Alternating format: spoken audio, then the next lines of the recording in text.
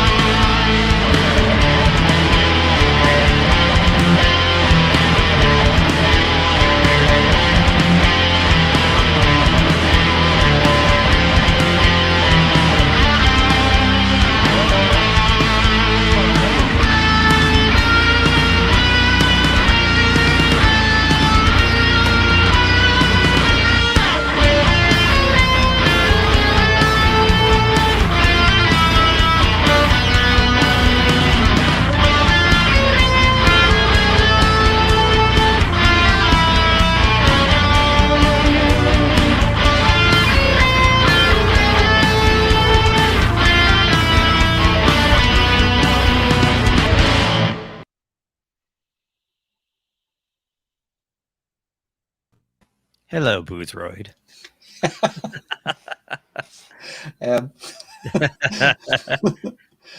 Hey, Mark, how are you? Hey, I'm good. How are you guys? Good. Thanks for joining us. Yeah, I just want to give you a heads up. I got my first COVID vaccination today, so I'm a little out of it. So probably not the ideal day to do the podcast, but I will do my best to deliver for you guys. But I am wiped out and I can't lift my left arm. But other than that, wow. Okay. Oh man, sorry about that. No, it's great. Are you kidding? I'll take it. I'll take it. I'm happy to not feel well. It's fine. Well, thanks for coming on. I really appreciate it. You know, I've been listening to you on the Inglorious Trexperts for a long time. I've got your book here. And, look at that. First plug. 30 seconds. Fantastic. Yeah, look at that, right? Look at that. You got the hardcover. Yeah. Nice. Yeah, and we got the Star Trek ones too. So I know. Look at you're mixing metaphor. You got the Star Trek shirt on, but we're talking about Bond. I know. I don't have a Bond shirt. Yeah, I wish I could have gotten a Bond shirt for this. Oh man, I should have worn. I have this great Bond with. It's sort of like it's an artist interpretation of like the DB5 and like silhouettes, and it's done like a Saul Bass kind of thing. It's really cool. So sounds cool. And then I have a Moonraker one for special occasions with the key art. So you got to have a Moonraker or a View to a Kill, right? Oh God, I'm sorry. Moonraker, it's fine to, because it's embarrassingly cool. Whereas a View to a Kill is just awful. I mean, I don't know how old you guys are, but there's this thing I find with Bond fans of a certain age. It's like when a View to a Kill is the first movie they see in the theater, they're like, that movie's great. How could you hate it? It's so great. And it's funny. And they say, don't you understand? It was the first movie I saw in a theater. I'm like, yeah, the first Bond movie I saw in a theater was Man with the Gold Gun, but I don't go around saying it's great. So I don't know. I don't know what to tell you. First one I saw was at a drive-in. It was Live and Let Die. Oh, now that's the perfect drive-in movie. I'm jealous. Yeah. That is awesome. I was supposed to be asleep in the back of the station wagon, but I wasn't. I was up. It kind of freaked me out. I saw it was on a double bill.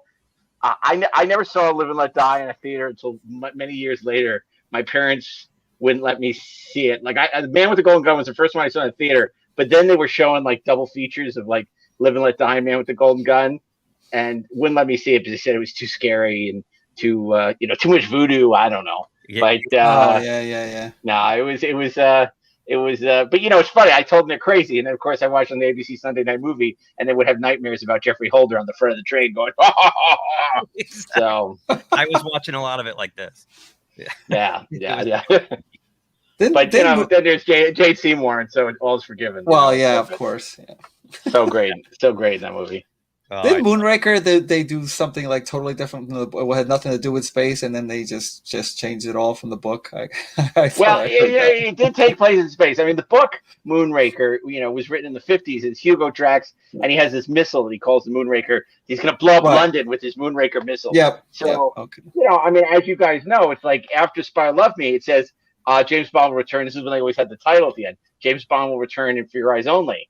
But he didn't, because they're like, Star Wars is a hit. What do we have like Star Wars? We have Moonraker. Now, and there's nothing about it that's like Star Wars other than maybe the title. Right. That's Right. You know, it's like, well, they have stars and we have a moon, so let's do it. And I mean, even as a kid, I knew it was awful, but in the greatest way possible. You know, it's like I'm like, what kind of James Bond movie is this? Even in You Only Live Twice, he never actually made it into space. But you know, I was the perfect age to appreciate the sublime joys of Moonraker. You know, the fights on the invisible space station and all the, like the pigeon double take will never be cool, but like, you know, even the gondola turning into like a super boat that can go on land. I mean, there's a lot of cool stuff, and you know, and the whole fight on the cable car, and you know, so much in and the John Barry score. I mean, just phenomenal. And that teaser, you know, which where did I just see? Somebody just did exactly that teaser on a show. Was it on Falcon and the Winter Falcon and the Winter Soldier? I'm trying to remember. Somebody did the parachuting scene. Oh, really? I just watched. It's exactly the same thing. I'm trying to remember what it was. Like this week, I watched. I was like, "That's the beginning of Moonraker." They're just not doing the beginning of Moonraker. So, what the hell was it? I don't even remember. I just watched it. But it's the COVID vaccine speaking. I would know otherwise. It makes sense that it would be the Falcon and that Falcon's up there doing stuff. I don't know. I'm trying to think. Was it Falcon and Snowman? God, it was like they jumped out of a plane, and somebody didn't have a parachute, and they're fighting, and they steal the parachute. What the hell was it? Maybe, God, I feel like an idiot. But okay. But I love, like, to me that was like an amazing teaser. You know, like even, you know, because they did it, you know, for the most part. I mean, yeah, you got the Roger Moore, you know, on the rear projection, but the stuntman, you know, went up and did it like 25 times. Yeah. And they had these cameras on their heads that if they were too heavy, they would like actually, you know, shatter their cranium. So like they invented these special cameras just so they could do that scene. I love that kind of stuff. So I just think it's so great, you know, up until when Jaws starts flapping his hands and ends up in the tents, you know, in the circus tent. But I don't know why we're supposed to talk about Dr. No. Here I am waxing poetically about Moonraker. Well, maybe it's a little foreshadowing. That's all. Yeah, certainly is. Yeah, because, you know, you got a long road. This 25, you got a long road. Much like John Rambo, it's a long road. So it really is a long road. I got the idea too late. Like I got the idea like a month and a half ago. I had the same idea, and you know, when I got your email about, you know, doing the show, I said, "Boy, it'd be a lot easier to just come on their show and do one of these than to actually have to go do this myself." So I'm like, "I'll come and do their show." Wow, and I don't have to do that. I don't have to do my own podcast counting down, you know, all these. I can't watch License to Kill again.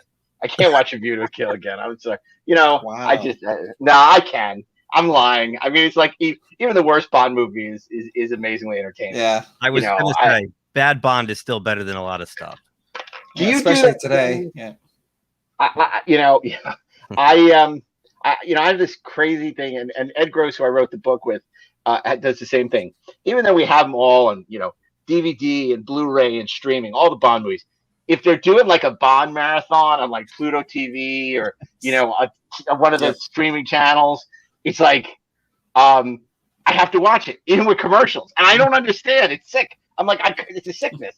I just have to watch it, you know, every time. It's like, oh look, you know, Living Daylights is on. Well, I guess I'll just watch it till the end, you know, even with the commercials. You have it on Blu-ray. Exactly. Why are you doing that? I mean, even like later on, you got them in 4K. It's like, do you really need to watch it on like? Yeah. But and then you know, then I get so upset because at least they used to curate the Bond movies, like when I think it was Spike TV and these people, where it'd be like 7 days of 007, and it would be like just Bond movies. Now they just play Bond movies like they're any other movie. Right. And I hate that. Like Netflix is just like movies you might like, Casino Royale, Fast and the Furious. It's like, no, it should be Bond movies. That's what it should be. Just they're their own thing. Don't mix it in with a bunch of other crap. Other Pierce Brosnan movies. No, Thomas Crown Affair does not belong with Goldeneye. I'm sorry, you're doing this all wrong. Or Mrs. Doubtfire. That doesn't. Or Mrs. Doubtfire. That's right. No, I do that with the Pluto TV and stuff, and I'll just end up laying in bed till like 11 in the morning watching the rest of a Bond movie that you're right. I could just pop in anytime I want, but Because I just thought it was the coolest thing that there was a James Bond channel. Like Right. Pluto, in the lead up to No Time to Die, or what they thought was the lead up to No Time to Die, we had the James Bond channel where 24/7 they were showing James Bond movies. And I just loved to just turn on any time of day, and take, and I would blow my son's mind because I could generally tell you what movie it was in about 2 seconds. It was like that old Name That Tune. Oh, Okay, yeah. I can name this in 2 seconds, or I can name it in 5 seconds. I'll tell you what it is. And it would turn on, so you couldn't see like when it comes on, like what the title is, and I would say, okay, that's that's Living Living Daylights, or oh my God, but that's easy, but it's Timothy Dalton, right? So okay, that's Man with the Gold Gun, it's Live and Let Die. Oh, it's Sheriff J. W. Pepper. Okay, well that's Cleves in Thailand. It's Man with the Gold Gun. So it's just, Jeez. it was sick. It's a sickness. That's why I loved writing. I loved writing the book. It was, and I have to say, unfortunately, this happens with all our books. It started with the Star Trek book, but it's continued. Ed and I are like the kiss of death. Like, don't ever do an interview with us because you're going to die. Because like on Star Trek, everyone we interviewed started dying after we talked to them. It was like it was like Final Destination. Oh, you're serious? Oh, geez. Oh yeah, I'm serious. And now on the Bond book, it's like Tanya Roberts, Japhet Kotto. I mean, it's just like there's been a bunch of people now, and we're cursed. It's like if we talk to you for these books, and it was a shame because look, I'm no fan of obviously of A View to a Kill, and I'm no fan of Tanya Roberts in it, but boy, I was a fan of hers. We talked for probably 2 hours, and she was such a great interview. She was so much fun and had great stories. And I actually felt bad. It was like the first time I felt bad that I hated her performance so much in that movie because I liked her so much. I just thought it was so cool. Yeah. And Kotto, I almost gave up on trying to get him because he was in the Philippines and he kept canceling. And finally, I'm like, look, he's going to be great. I got to just stick with it. And I finally got Japhet Kotto, close to when I had a turn of the book. And that was another one, just like 2 hours. And it was the weirdest thing because he kept trying to sell me on this. Kananga's not dead. They should bring her back. Do you know? Can you get to Barbara Broccoli and tell her that Kananga?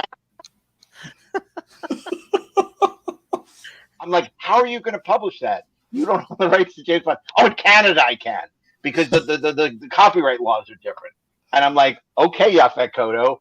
And then after that, I loved him so much.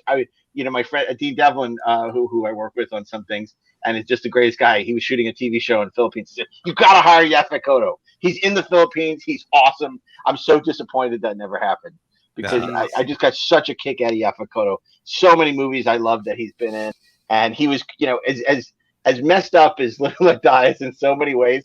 He's so great as Mr. Big and Kananga, and it has one of the great Bond lines of all time. Names is for tombstones, it's like, when Bond is trying that is an awesome my name line. is Bond, names for tombstones, waste them. Oh, it's great. Yeah, it is. Yeah, I'm having a similar experience. I'm working on a documentary for Charlton Comics, and every one of the artists and writers we interview passes away not long after. But they're all in their 70s, 80s, and 90s, some of them. So. Yeah, I'm sorry to hear that. That sucks, but that's cool that you're doing a documentary about Charlton Comics. That's really neat. Yeah, maybe you can cover Beyond the Black Hole. Yeah. Did you know they did the Beyond the Black Hole comic? Oh yeah. Oh yeah. Oh yeah. They started buying up those TV and movie properties. They went haywire with them. Oh, I'm dying to hear all about that. I mean, obviously, there's so many great superheroes that came out of the Charlton Comics, but I, of course, being the twister that I am, I want to hear about Beyond the Black Hole and some of those awful things that they licensed. I mean, I was like, this one goes beyond and through and beyond the black hole. It's like when Marvel did 2001. How do you continue 2001 in a comic book? All that action and superhero fun. It's like, oh, Marvel's the perfect place for 2001. The adventures of the monolith, and it's just like, come on. I know, right? Yeah, no. My co-producer Jackie is she's really researched the crap out of it, and she's probably the only person walking that didn't work there that knows like more than anyone else. It's because anything you find on the internet's false. It's not even close. So, I mean, she went all the way down to Washington D.C. and went through the archives, and microfiche Wow. stuff. Yeah, she's really. I'm trying to get her to write a book. That's a weird. That's weird expertise. That's a weird thing to be an expert in. Yeah, But that's good. But it's kind of cool. I mean, it's just like because when you are the expert on something that no one else is an expert. Because no one else is doing. No one else, right? Exactly. Yeah. You know, it's like with Bond. It's like, you know, we were writing the book, but it was like, okay, there are a couple of people who know as much or more than us. Like it was like John Cork and there are a bunch of real huge Bond experts. So it was daunting because it was like, oh, whereas Star Trek, I didn't feel that because Star Trek, I am the Trek expert, but it's like there's nobody you sort of could, not in terms of trivia, but in terms of the behind the scenes of the show and the making. There's nobody could touch like that. I'm like, there's nobody who could do this book better than Ed and I. So there was no pressure. It's like we had to live up to the hype, but with Bond, it was intimidating because there were so many great books and so many. I grew up on so many of the great books about, like Stephen J. Rubin and Schenkman and a bunch of guys who did really great scholarship and Raymond Benson with the Bedside Companion. So that was a little intimidating, but I'm really happy with how it turned out. And like I said, having the chance to have talked to these people that have passed away. I mean, it's just like, I'm so grateful to have had that, opportunity. Yeah, exactly. And, that's how I feel that the footage we have is like a time capsule. So cool. Another one of the artists is not doing well and actually asked for all the raw footage to give to his family. Oh, that's nice. Yeah. I mean, it's not nice, but No. It's nice that you're going to do that and that he has this, something that once he passes to his family can feel like he's still there with him. Exactly. Yeah. So it's pretty awesome. Yeah. Yeah. So you've done a good deed. I hope so. I just got to get this stupid thing finished.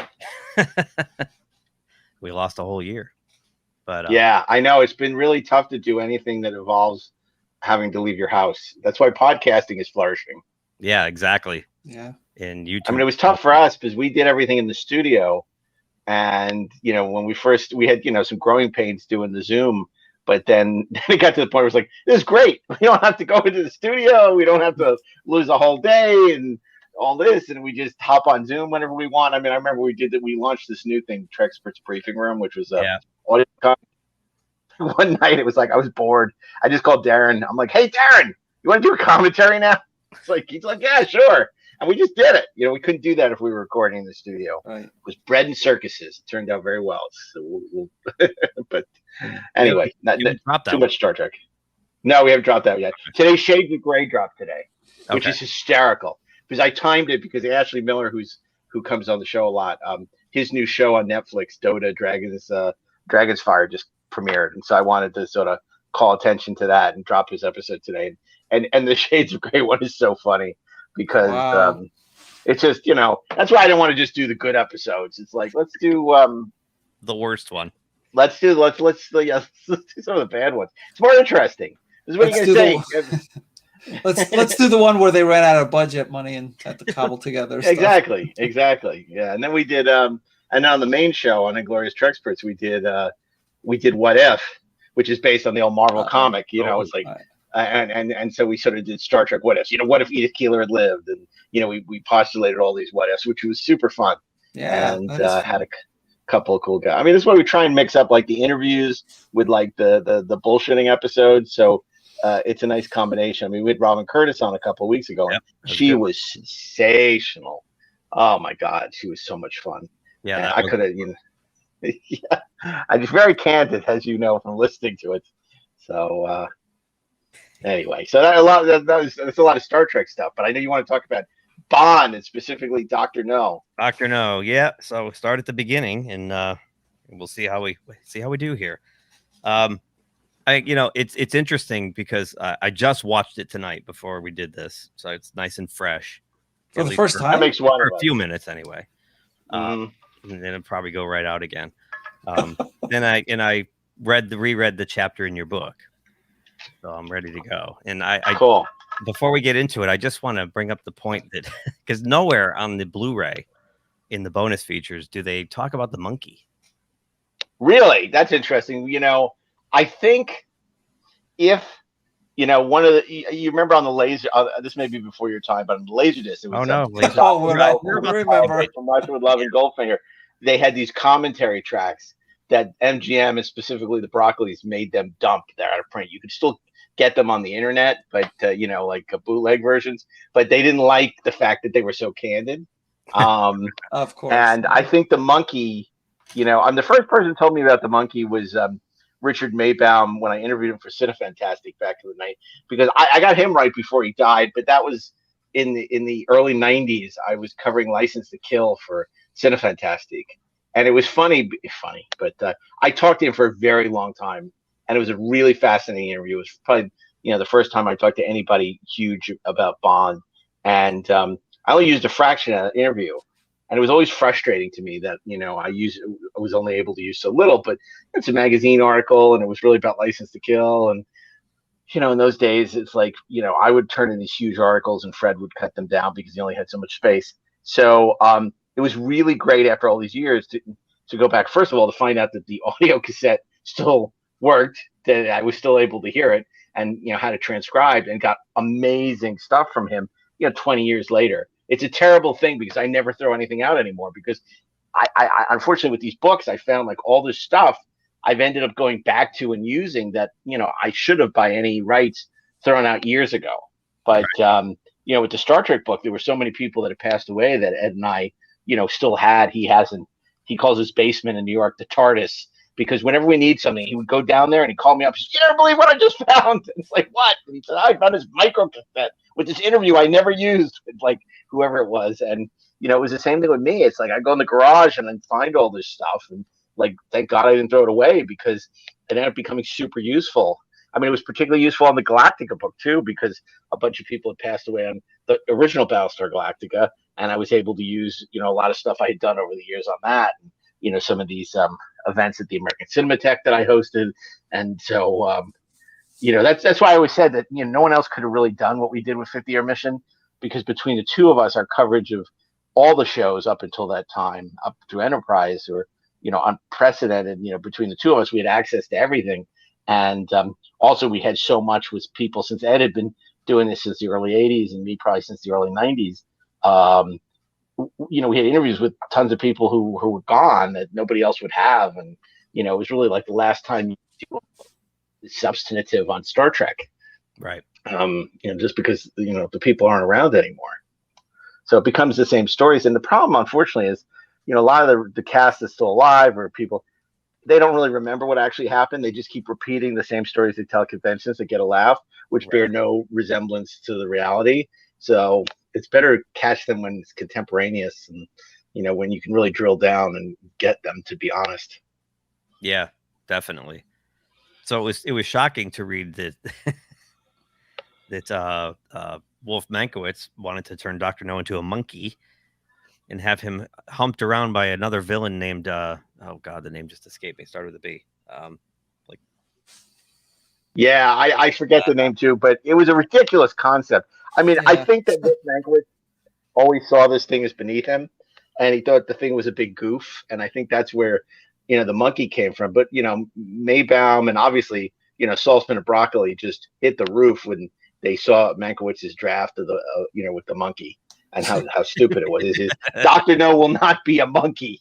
And of course, that would have been the end of the Bond franchise. And when you think about it, Dr. No, how brilliantly cast, now he gets savage because he's playing Asian, but he's not Asian. But Joseph Wiseman is amazing as Dr. No. I mean, he sets the standard for the sophisticated, villainy that is to come. And that Mandarin collar, he made Mandarin collars evil for the rest of eternity.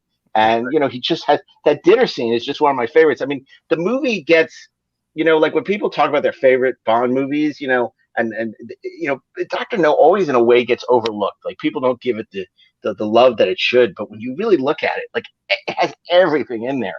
The Ken Adams sets, he had no money, but he still does like amazing work with Dr. No's lair, and even that set where Dent comes and gets the scorpion, and just incredible. And Wiseman just I see now you are nothing but a stupid policeman. Oh, that's I mean that it's great. I mean, it's awesome. like no coward kind of like banter.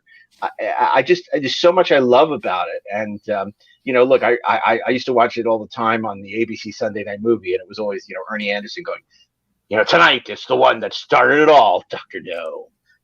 And it's like it did. It started it all, and there's no James Bond series without Dr. No. And yeah, they're better Bond movies, but I mean, it has everything. I mean, Ursula Andress, amazing. The whole scene when she comes out of the sea, says whistling, underneath the mango tree, and it's just like, and Connery's so good in it, and just the way that Terrence Stamp introduces Bond. The whole idea of hiding the ball until he says his name, and then you finally reveal him. And then he goes up to his room, and the woman's waiting for him. She let herself in, Sylvia Trench, where she comes on to him. It's great. It's so great. You're right. It set the template. It has every beat that you find in every James Bond movie going forward. They just kind of turn the volume up on it all. Starting right off the bat with the Maurice Binder titles, they're not what they ended up, but you can see it again. But the idea was kind of there. You can see the DNA. You can see the genesis of it. Yeah. Because of course Maurice Binder doesn't come back until Thunderball, because he doesn't do From Russia with Love. He doesn't do Goldfinger. But the idea is there, even with those dots, which is really cool. But then Thunderball is exquisite. His opening credit sequence.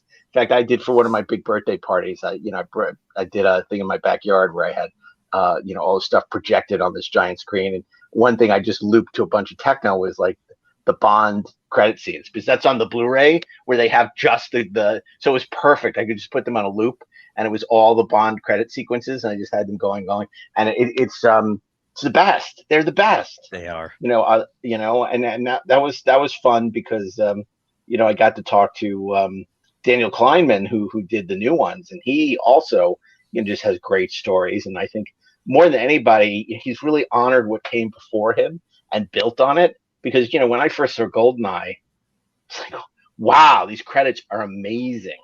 And I don't love Goldeneye like a lot of people do. It's fine, but boy, I love those credits. I think the credits are brilliant. And then he what he did with Skyfall is stunning. It's that it's like a movie, its own movie, that credit sequence. It absolutely is. That one was that it's like I sucked air watching the Skyfall sequence, and with the Adele song, it was just like, wow. Yeah, and the song is so great. Yeah, it's amazing to me that every song since then has won a Grammy, because they're terrible. They're not. And then the Billie Eilish song is not very good. It's not good. You want to slit your wrist to it.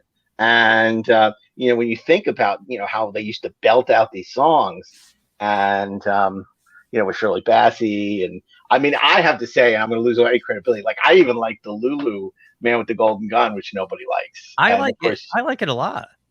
Oh, good. Two of us. See, I mean, people hate that song, but I like it. And then obviously Duran Duran, A View to a Kill is the best thing about that movie. Oh yeah, absolutely.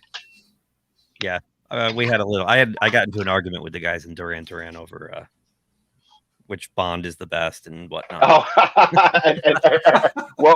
what you said? Sean Connery, and what did they say? Roger. They liked a couple of them liked Roger. Yeah. Oh wow. Yeah, but when you work with somebody, sometimes that's what I said. Yeah. you confuse the actor with the character. Right. Because look, I love the Roger Moore films, and I love Roger Moore's Bond, but come on, Sean Connery is Sean Connery. Yeah, exactly. But Roger, everybody loved Roger, by all accounts. So it's like I understand why people would say that, but I it's funny. It's I kind of like everyone who's ever played Bond. Other than maybe David Niven. It's like I really like all of them. Some more than others, but there hasn't been a bad. There hasn't been anybody who just blew it. I'm not in that camp. There's the same group of people that just go on and on about how brilliant Timothy Dalton is. I'm not one of those people. I think he's fine, but he's probably my least favorite. But even he was great. It was terrific. There's nobody who's bad. And they're all Bond. Different. Yeah. No bad Bond. Wasn't Roger Moore up for the Dr. No before Sean Connery? Mm-hmm. They were considering a lot of people. He wasn't available because he was doing a British TV show. But the rumors about the people were crazy. They want Cary Grant. There was joking Noel Coward, who never acted. Some crazy. Yep, some crazy choices. And Sean Connery. It's so interesting because really the person that ultimately gave it the thumbs up was Albert Broccoli saying to his wife, what do you think of this guy? Is he too blue collar? She's like, she's like, he's hot.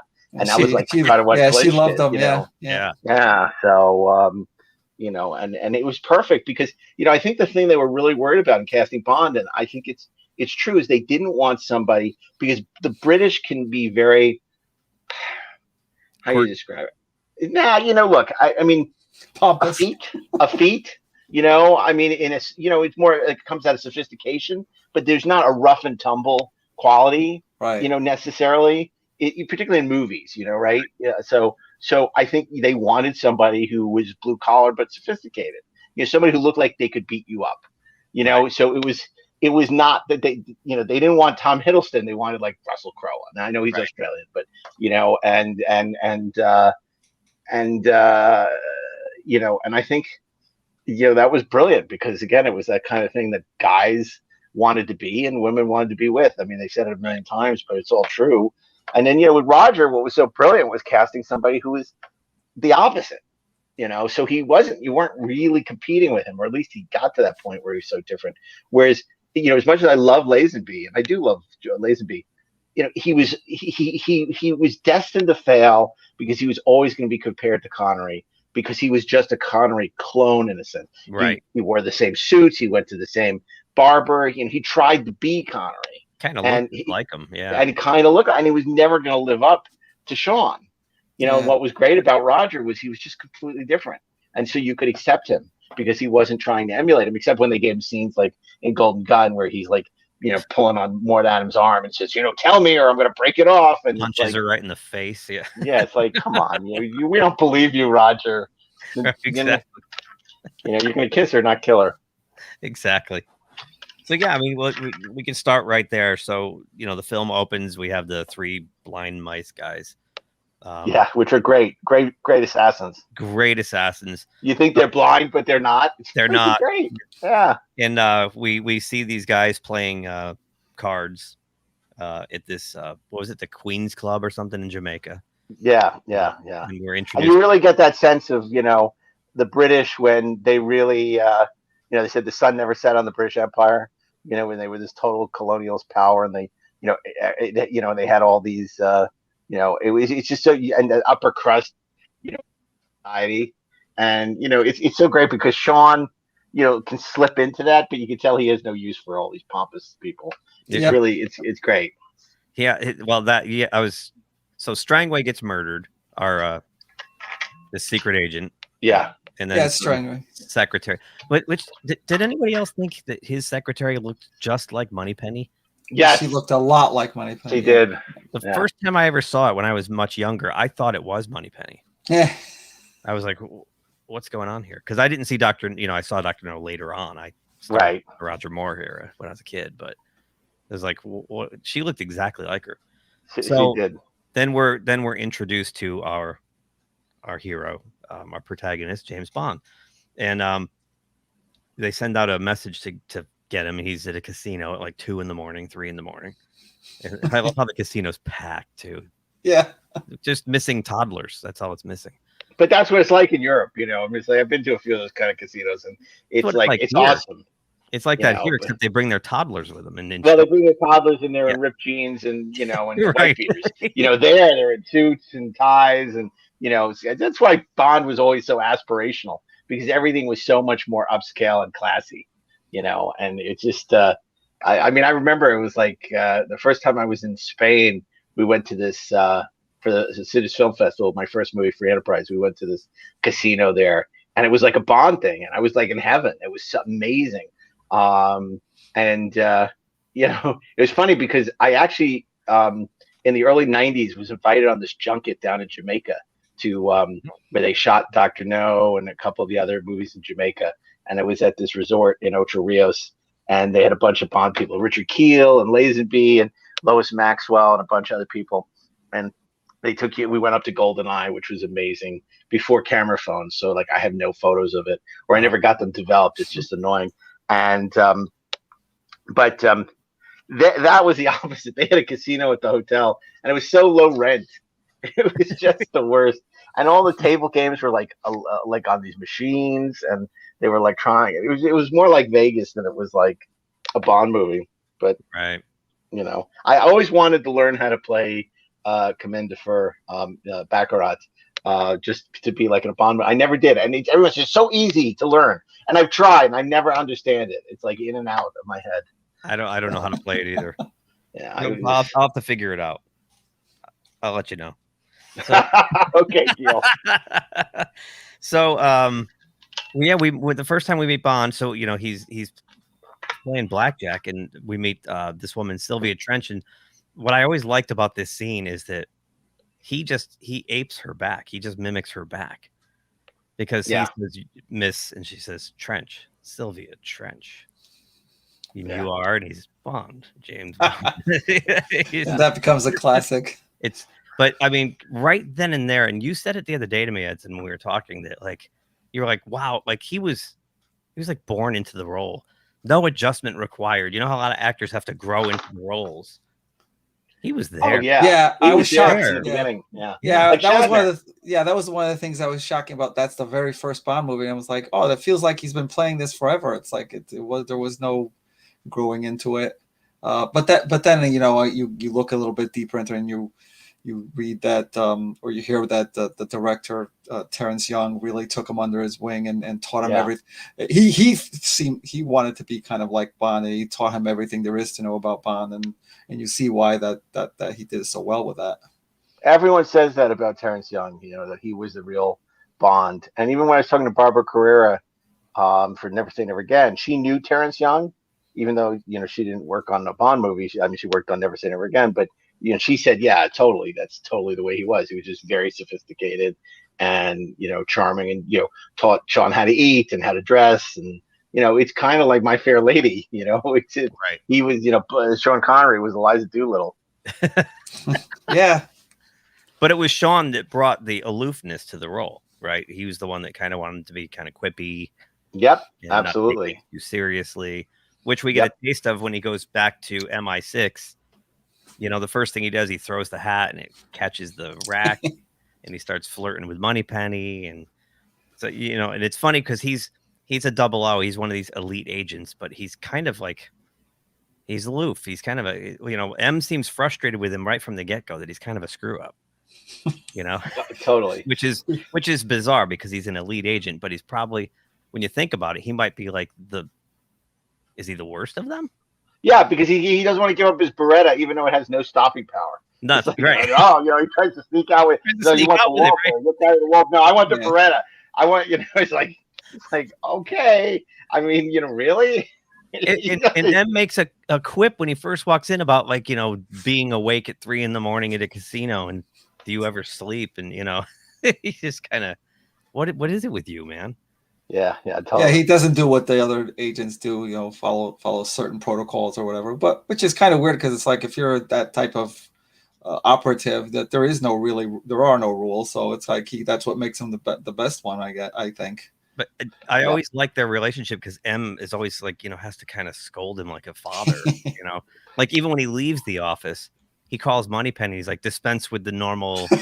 I love that. I love Bernard Lee, and after he died, I said, "Oh, they're never going to have a good M again."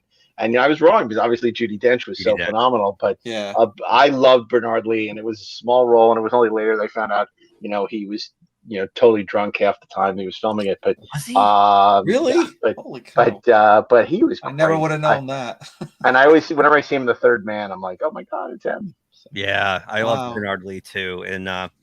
Who was the guy after him? Brown. Oh God, Robert Brown. Robert Brown didn't do it for me at all. No, me neither. He was weak, and he had no charisma, and there was a succession of these guys who were, playing like in Fear Eyes Only, and then the next couple of movies. I mean, really, not until Judi Dench shows up in Goldeneye that it's terrible. M's terrible.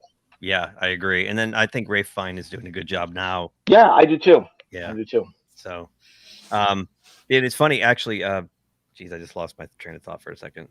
Oh, I was going to say the chemistry that he has with Lois Maxwell too is right there. It's stamped right from the beginning. Like it just feels like a well-worn pair of jeans or something right out of the gate. Yeah, no, the banter between them, and obviously, you could argue that she stayed around a few movies too long, but man, she was great. She had that nailed. I mean, she only worked a day or two, on these movies, also over the course of all those years.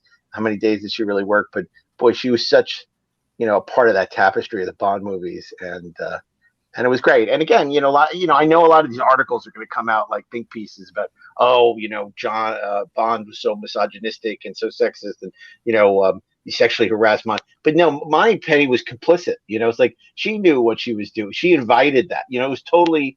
There was nothing. There's nothing untoward about it. Like it was, banter. It wasn't like James Bond, like being her superior, was taking advantage. And I think if she was somehow offended, he wouldn't do it. Right. So Right. Yeah, she says right there, like flattery will get you nowhere, but don't stop trying. Yeah, exactly. Yeah, right. Yeah, and Yeah. which is I mean, it's that kind of Preston Sturges kind of, it's that romantic comedy kind of banter. But yeah, I think it would be uncomfortable if it somehow he was trying to, force it. That would be wrong. But Right. that's not what these movies are. Yeah, no, exactly. And I bypassed a little bit of trivia too, actually, when back to the Walther and the Beretta thing. The guy who brings in the Walther PBK is named Boothroyd.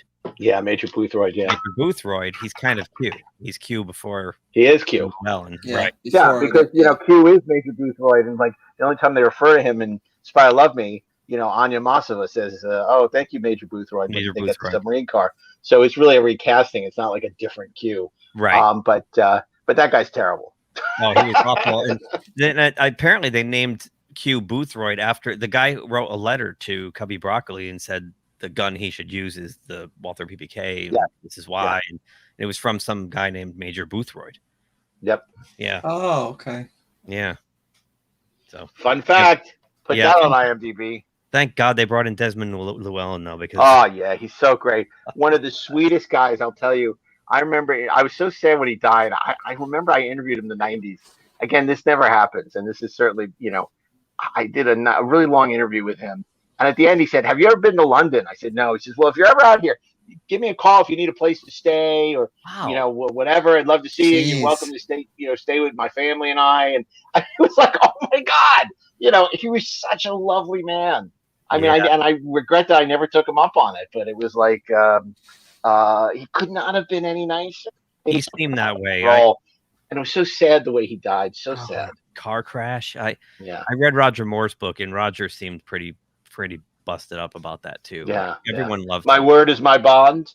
Yeah.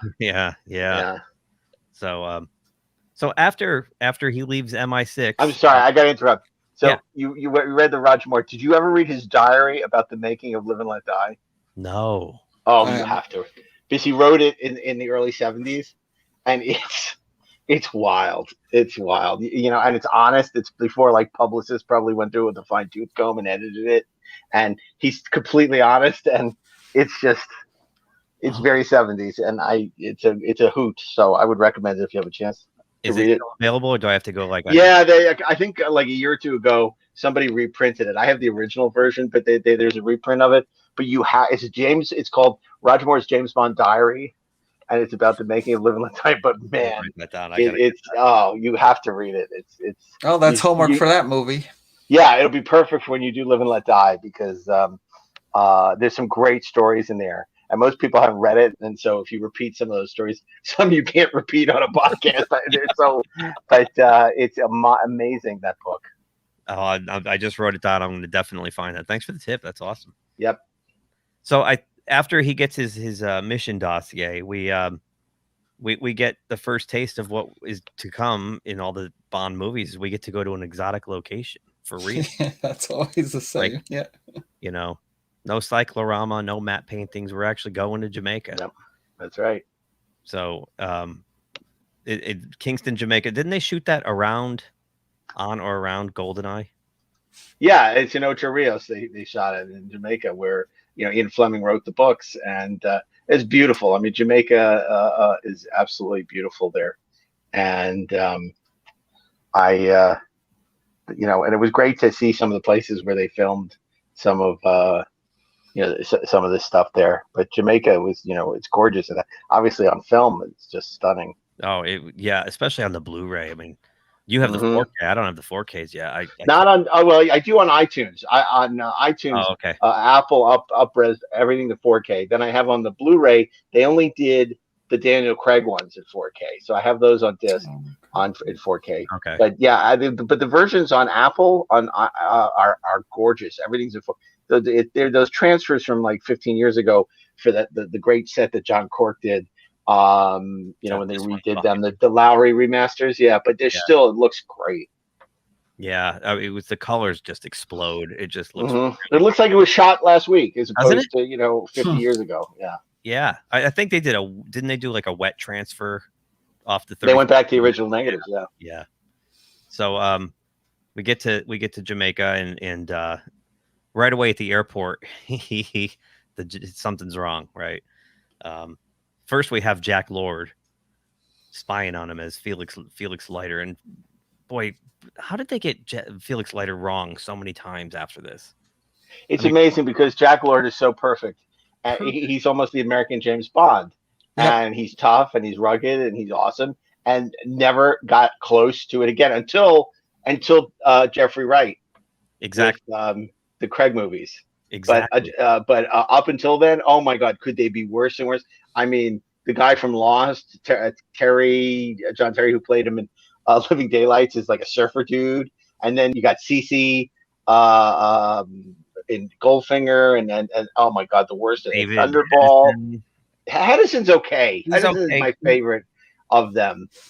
But my favorite next to Jack Lord, obviously. Yeah. But the CeCe Linder was just the worst.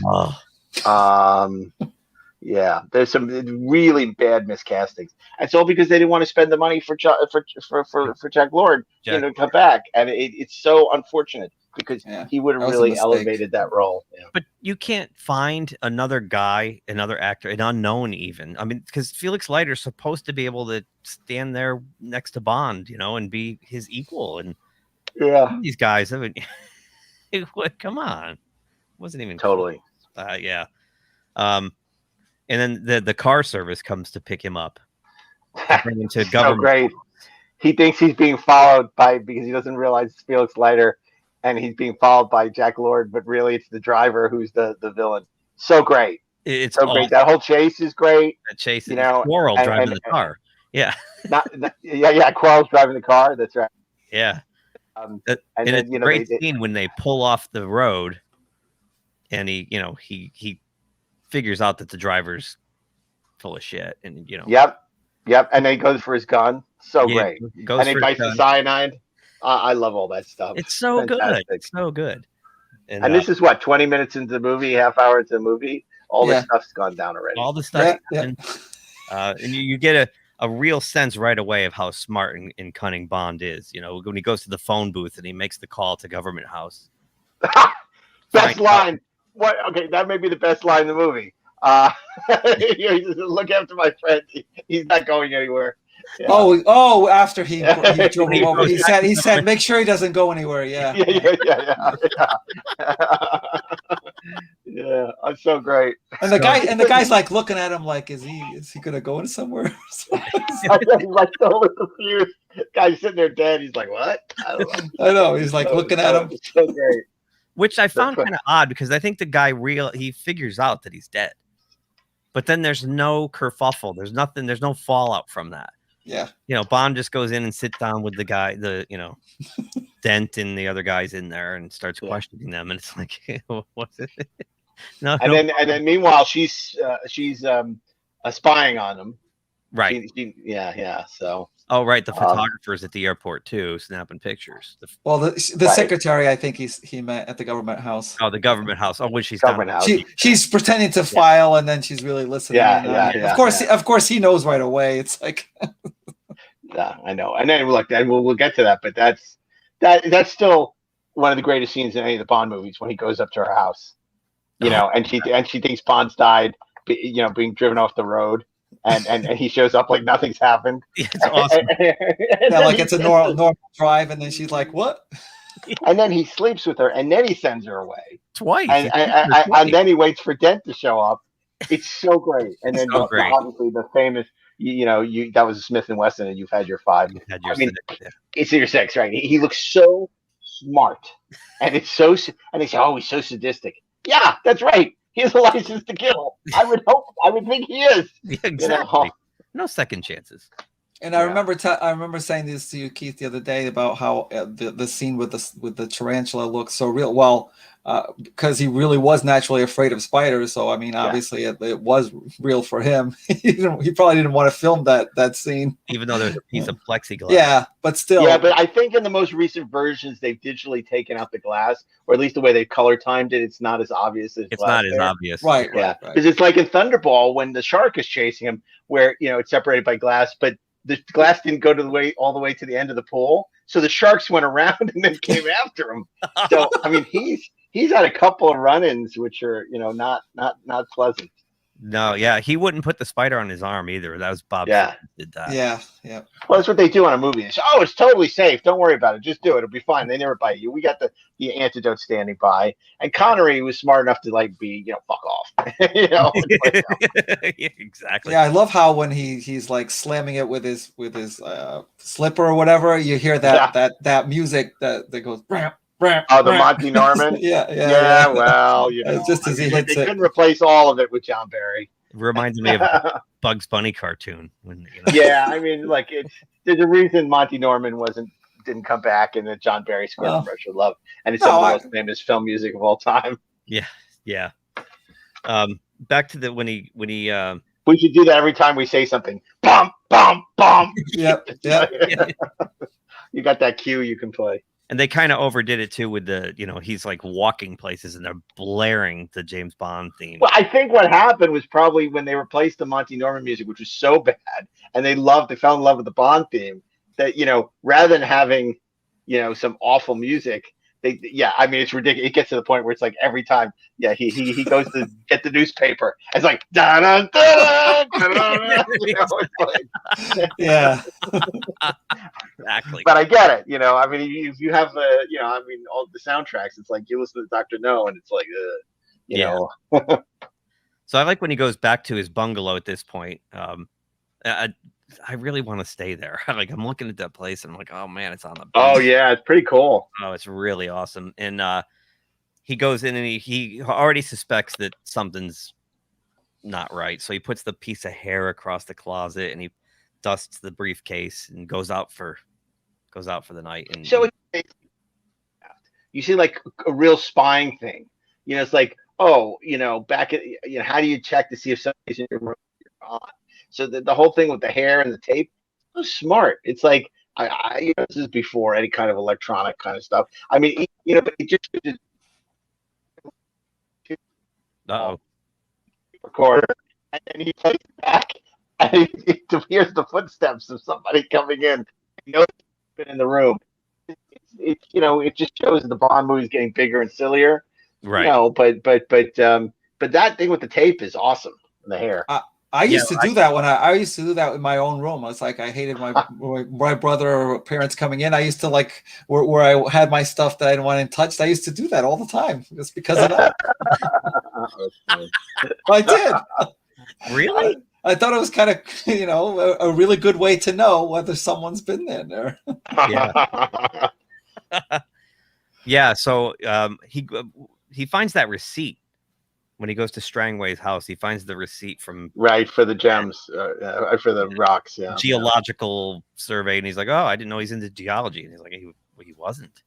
So he goes to visit Dent, and Dent is so bad at he's so transparent. He's obviously nervous about the whole thing. What? I know nothing about that. Yeah, right. Yeah. Crab Key? Don't go there. You wouldn't want to go to Crab Key. There's nothing on that island. Nothing there. Nothing to see here. Nope. Yeah. It's awesome. He's like sweating. He's like, where are the gems now? Oh, I threw them out. Oh my God. So he has to go see Dr. No, and he gets on the little boat to go over to the Crab Key. Yeah, well that's where he meets Quarrel. Yeah. Bond. Yeah, Bond, right. I was talking about Dent. Oh, then goes to meet Dr. No, and you just hear his voice in that awesome Ken Adam room. That was awesome. How great the establishing shot is the camera's all the way back with kind of a wide, like a fisheye almost, and the chair is way into the all the way in the back corner. Yeah, the room is on this weird angle, and it's. I paused it and looked at it. I was like, "That is awesome!" Like it's so awesome. Ken Adam, man, genius.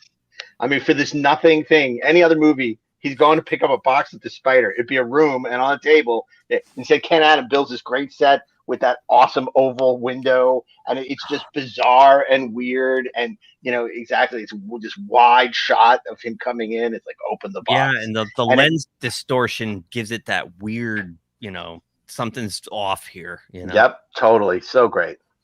Completely. I just that scene mesmerizes me. Until he goes and picks up a box with the spider in it, and I'm like, why doesn't he just have him shoot him? Like, yeah, I know. Aren't there better ways to kill him? I guess they don't want MI6 to know that he was killed. It's like a spider. It's like, oh, it looks like an accident. Right. That would be my guess. That'd be my guess. That's how I rationalized it too. I was like, oh, I guess if he kills him in cold blood, they're gonna send more guys. They're gonna something's really wrong. I mean, it could be that because they've already sent a bunch of people after him, and it's like, well, he's too hard to take by surprise. But maybe like an insect might do the trick too. So yeah, that's true. That's true. Right. But you're right. It's better than in Live and Let Die, where it's the same scene, and Roger Moore is in the tub smoking a cigar, and they open up the grate and drop the snake into the bathtub. Yeah. Man. Also on the Big Lebowski when they throw the marmot in the bathtub. Marmot. Yeah, well, Lebowski, it's great. Plus, that really tied the room together. So, you're right. We skipped over the part too where Bond meets Quarrel, which is another great scene with the photographer. A couple of great scenes where he goes to find Quarrel. They point him out, and he goes to question him. And Quarrel's very standoffish and walks away. Like he won't charter his boat. He doesn't want to talk to him at all. So Bond knows he's hiding something and follows him to that bar. Puss Fellas. Yes. Yeah. And that's what happens when you watch this movie. I'd say conservatively, I've seen it about 150 times. So I remember those. It's Puss Fella. I can never remember that dude's name. But he's not a very good fighter. No. Until Jack Lord shows up with the gun. Right. Oh man, he's badass. So Quarrel like tells Bond at the bar, I couldn't talk to you out in the open down there. We have to go in this back room here, and I'll tell you what you want to know. And then they go to the back room, and then there's a confrontation. He flips again. Yep. And pulls the knife on Bond. And what's the guy's name again? See, I already Puss Fella. He grabs him behind, and Bond, of course, beats the crap out of both of them instantly. And then you're right, Jack Lord comes in with the gun and tells him who he really is, and and they're all going to work together. Yep. It's like that. I just love how it flips like 3 times in about 5 minutes. Like Quarrel. Oh, it's great. It's like they all think Quarrel's a bad guy. They're antagonists. Mm-hmm. Yeah. They think Bond's the bad guy. Bond thinks they're the bad guys. They fight, he goes, Felix Leiter, CIA. It's like, oh, yeah, who's your tailor? Mine's a man from Washington. After he said, oh, are we fighting the same war? Who made your suit? Yeah. Oh, it's so great. It's so great. This is dialogue. It's just so great, that whole scene. And then they're, now they're fast friends. And that's when the photographer shows up. You're breaking my arm. Oh, that's the best. You broke my camera. What does she see? She yells at him after she breaks the camera. Oh my God. Oh, and then she slashes him in the face, and he's like smiles at her like nothing happened. Yeah, exactly. Those are tough guys. Those guys. That's where Quarrel has the best line there, where he says, "You want me to just break her arm?" Yeah. He says something like, "She's tough. She's not going to talk, so I'll just break her arm." Yeah. And it was great. And those are the days when somebody takes your picture and you just break their arm. and for the kids out there who don't know, when you open up a camera and pull the film out, you ruin the. Yep. You ruin everything that's on there. Exactly. It wasn't digital. Right. Yeah. Oh yeah, I forgot that one line after that car chase. That up to Miss Taro's place.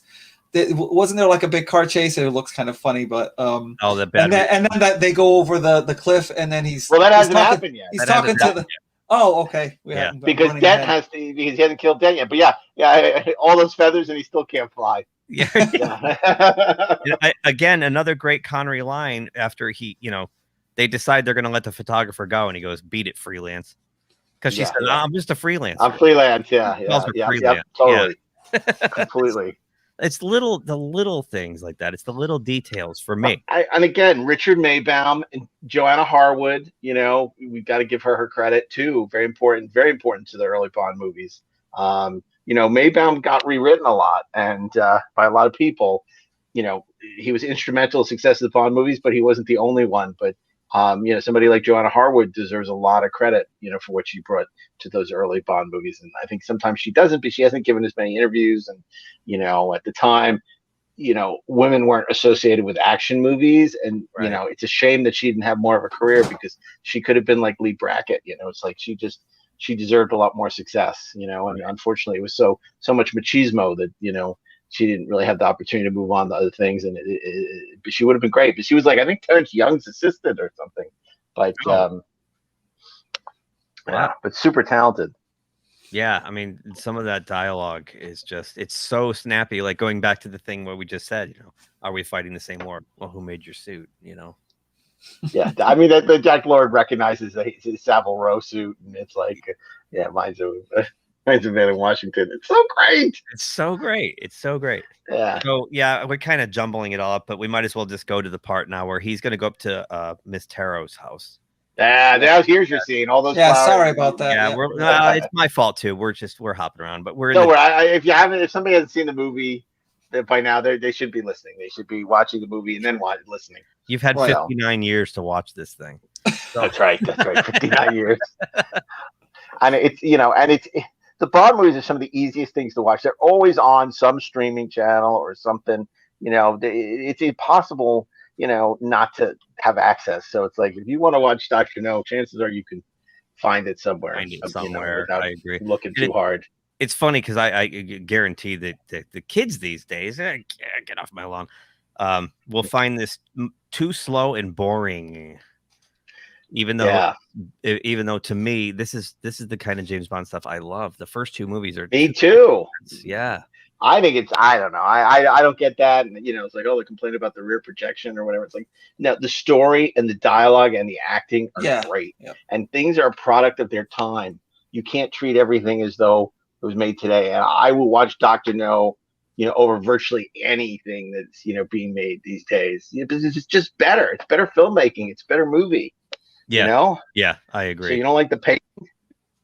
I mean, it's so funny. I've been slowly getting my son to watch all the Bond movies, and he's just at a point now where we're in the mid 80s and he doesn't want to watch anymore because he's like, no, the only good ones are the 60s. He says, it starts going downhill. He loves the 60s, 11 years old. And he says, once you get past Connery, he likes Roger Moore, but it's like, he's like, I just don't want to keep watching because James Bond should be in the 60s. It's like, I agree. Okay. I agree. I listened to a great podcast out of Australia called License to Podcast. The guys are great. They're going to do a couple of these with us too. And, nice. And they've been saying that maybe after this 25th movie, it's time to like reboot and do period pieces and just put it in the 60s. And kind of my thing that I'd like to see happen was I think they should keep doing the movies because contemporary, because that's the only way you can justify $250 million budgets. But what they should do is do faithful adaptations of the books. Yes. Set in the 60s for Netflix. Yes. And do it as a high budget streaming show. Yeah. And it wouldn't compete with the new films because they're so different. And then just do faithful adaptations. Each season would be a different book. And that's a great idea. That'd be great. It'd be so awesome. I don't know how you do Live and Let Die because it's so racist, but you start with like Dr. No and From Russia with Love, Moonraker, maybe in the order they were written. Yeah. What you should. Well, wasn't Dr. No like the 5th or 6th book? Yeah. So I mean, you do in the order they were written, and just do them by season. Each season is 8 episodes is one book. Oh, that's a great idea. I think you should produce that. I do too. I mean, the closest I got to doing Bond was when I did Agent X for TNT, and we had a lot of fun. That show would have been, had it got another season, it would have been really great. And we used to talk about Bond all the time. We were doing Bond references a lot, and we even sold to TNT, I think, as the American James Bond, the vice president had a secret agent that worked for her and went on all these missions. And I had so much fun on that show, and I couldn't wait. I knew it wasn't going to get picked up. I was really hoping it would get picked up for another season because we just had the greatest time. And Jeff Hebner was great, and it was amazing. We had this amazing cast. It was like Sharon Stone, James Earl Jones, Wow. Gerald McRaney, this actress Olga Fonda, who was like a classic Bond girl. It was just so great. And it was a real shame that it didn't continue because, to us, it was like, I felt like, oh my God, this is as close as I get to do a James Bond. If you were a little later, if you hit the streaming years, it's probably totally. I think so. We were there. It was the wrong time at TNT. It was a big change of management, and they were all about Emmys, and they weren't. It's like, oh yeah, we have all these shows to get decent ratings. We'll cancel those, and we just want to get Emmys, and they didn't get either ratings or Emmys. So yeah. Mr. Londell points out.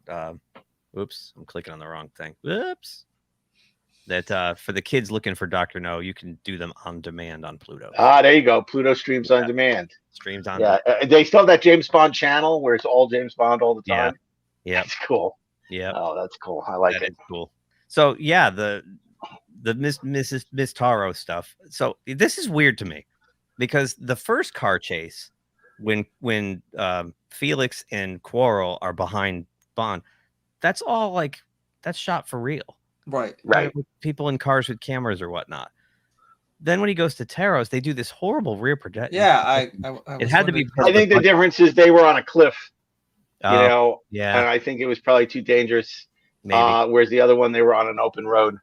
Right. So you could have a follow car and or a car in front because okay. They shot things differently there. Projection kills me because they're always doing this with the steering wheel, like the whole. Yeah, and we always joke about rear projection, or even when you're on a you're hooked up to a car. Actors always overdo the steering. If you ever watch David Caruso in Jade, it's like he's turning like the wheel like 360 degrees. Like no one has ever driven a car like that ever, and it's so funny when people aren't actually driving. When the steering wheel snap off or something. Jeez.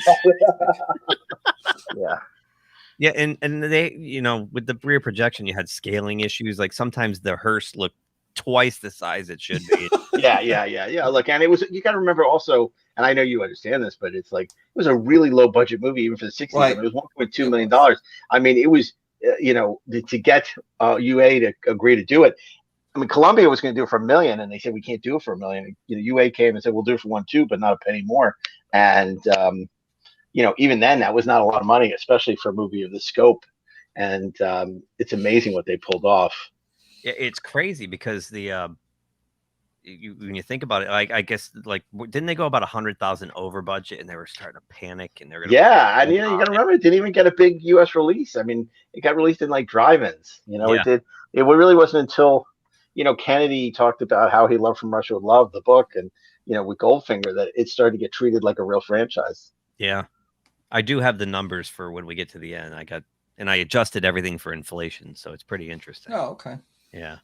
So you're seeing Edson where they well, yeah, they go off the cliff, and then he pulls up next to somebody's working on that road or something. He's like crane. Yeah, and then the guy's looking at him, wipes out and goes down the cliff. Yeah. And then he's like, what's going? It's like I think they were heading towards a funeral. Yeah. It's like that's another like throwaway line. He does it so seriously. It's like oh, that's right. All the feathers and he still can't fly was of Roger Moore. This was right. I think they're going to a funeral. Yeah. It was the Hearth. It was the three blind mice in the Hearth. Yeah. Okay. And they're going to their own funeral, I guess. It's funny when it lands down in the ravine. I was looking for guys down there with fire extinguishers, like to be caught. Oh, right. That thing blows up in the middle of the forest. So it's pretty they cool. had to be down there with fire suppression. And I was looking to see if I could spot crew members hiding in the shrubs. I didn't see any. So he ends up having to walk. He has to hoof it the rest of the way for some reason. Or does he park the car and walk? He ends up walking the last stretch. I think it's up on a hill. I think so. I think it's just just to surveil the location. But then he walks in and she's like, he does. Oh, that's the best when she opens the door and she's like, I thought you were dead. Yeah. I want to play poker with her because clearly not a good poker face. No. Yeah. Terrible liar. Yeah. So he has his way with her twice. Yeah. Like they get done and she wants to cook food for him and he's like, nah, let's go out. And she's like, no, let's stay here. And he's I know. And then he calls for the car and it's like, I love that. Taxi. Yeah. So he looks at his watch. He realizes he's got a bit of a wait. So based on yeah, it's so great. Again. And then shows up and it's one of and the then, and then he's playing solitaire, I guess. Solitaire while he's waiting to kill this guy. That's so awesome. Yeah. I just love how he puts the silencer on so no one will hear. The scene, like the little details where he puts some vodka in the 2 glasses and he puts them out and he makes it look like they're there and they've been all over. Throws the blanket on the floor and just makes it look like actually what happened. And he comes in and pumps 6 bullets into a pillow. Dent and boy, he's bad too. Like I know he doesn't take any chances. Yeah. Well, I just when he tells him to sit down and he's pulling the gun with his foot. Oh yeah, I know. He's lacking subtlety. I know. He's using his foot to try and bring the gun closer. It's like, oh yeah, Bond's not going to see what you're doing. This guy is the worst. I mean, Dr. No is not good at recruiting because everyone who works for him is terrible. They are the worst. Yeah. Except for the 3 blind mice, they were good. They were good. They were efficient. There was that right there too. They were gonna shoot him at the government house, Bond. But I don't think they worked for him as much as they got paid. Like maybe Dent just paid them like they were hired assassins. Like I don't think they knew that much about the whole plan. Oh, that's a good point. Right, good point. Because they were gonna shoot Bond back at government house, but the car came up the road. They had to duck. Yeah, and then he was obscured by the people, and they didn't have a shot at him. Right. Yeah. And then they go off the cliff, and that was the end of them. But I always think of that guy in the car at the beginning. I work for government house. House. So, and you're right. That's where the great line comes from. That's a Smith and Wesson, and you've had your 6. You've had your 6. Yeah, and then boom, shoots him. Good. So awesome. I love how he shoots him. Dent falls on his face, and then he shoots him in the spine, and his whole body. Yeah, I know. Like that's when that was the scene in my mind like makes Connery that it's like this James Bond, one of the great cinematic characters of all time. Oh. It's just like he's smart, he's ruthless, it's cool. Yeah, absolutely. So the next scene, I guess it's the next scene. They have the Geiger counter. He orders the Geiger counter. Yep. Right. Yep. And they're going over the boat and everything. Where the Crab Key. Right, to go to Crab Key because they figure out. Scared because there's a dragon there. There's a dragon there. House of Dragons. It's Game of Thrones. I love how Quarrel's all superstitious and he truly believes in the legend of the dragon. Yep, and he's a great actor. He's Johnny. He's a wonderful performance. I know people like they get all hung up on that when Bond says "fetch my shoes," but that was British colonialism in the 60s, and their colonies. This is how they treated people. This is the way, it's like it is what it is. It doesn't mean you condone that. It just means that's the way it was, and obviously we're not that way now, thankfully. But exactly. But I also saw it as like Quarrel sees him as like he's the captain. He kept calling him the captain. Like captain. You're calling the shots here. The person who's in charge. Yep. Right. You're in charge. I trust your skill and wisdom, and that's how that is true. I never looked at it as he's being subservient or being. Yep. And look, and he sacrifices himself for Bond. I mean, oh my God, it's so sad when he gets killed. And he goes to get a closer look, and after it's just it always got me. I mean, I remember watching on the ABC Sunday. I always hated when Quarrel got killed. Me too. I was just gonna say, Mark. Every time I watch it, I root for it to turn out differently. Yeah, you always hope this time Quarrel's gonna make it. Exactly.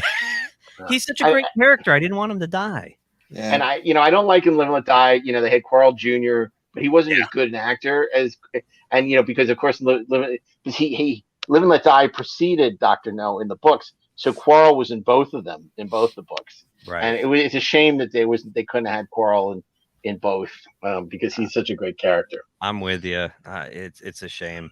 So, so he charters the boat and they decide to go over to Crab Key, which I don't know. I just maybe perceived this wrong. It's weird because why does Jack Lord go out there with them to turn around halfway and go back? It's so weird. I don't know. I don't know why he doesn't go with them. Right. I agree. I always find that weird that like, but he's not going to go. You know, Quarrel's so worried. You Right. know, but I'm going to head back now. Yeah, they're Or is he going to look at other boat. islands? Maybe he's going to investigate other maybe. islands. Maybe. I don't know. Well, and Bond does say, you know, go get the military guys, you know, come back. Yeah. Posse or whatever he says. So, yeah. Mr. Lundell wanted Quarrel to live too. So they get to the island and, you know, they hunker down for the night and they wake up the next day and one of the most famous scenes of all time in cinematic history occurs. Yep, for sure. Ursula Anderson, you saw who just died recently. You know, the wonderful actress who did her voice, you know, who dubbed so many of the Bond girls' voices. Yeah, Duvall. I forget how to pronounce her name, but Nikki Van Duvall. Vanda. Yeah, so you know, she dubbed Danielle Bianchi, and she dubbed a bunch of the Bond girls in those early movies. So wonderful and such an unsung, you know, part of the you know.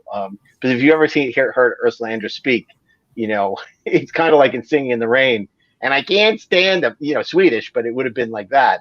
It's like all of a sudden you see, you know, this spectacularly beautiful woman start to talk in Swedish when it had the same effect as Nikki Van Der Val's voice, just sensational. Yeah, it was.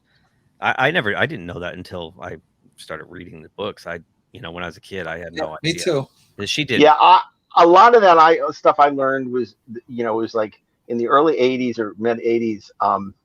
Stephen Rubin's James Bond films, and then shortly thereafter, or right about the same time, the Brian Benson's Bedside Companion came out, and I devoured both those books voraciously. And I think, you know, that's where I started to learn a lot more about the Bond movies, because of course it wasn't until like the '90s that, well, I mean, there were some great Laserdiscs after the Criterion ones were pulled. I mean, there was the Thunderball and Goldfinger special editions that MGM did that were spectacular, but it wasn't until that amazing DVD set with all the commentaries and supplemental footage that, you know, really learned so much about the Bond movies. And, yeah, you know, John Cork did an amazing job.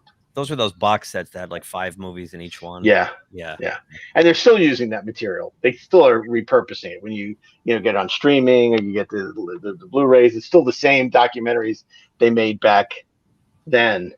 But they hold up. I mean, they're, you know, with Patrick McNee narrating them all. And it was so funny because I wondered when they did A View to a Kill if he would narrate them.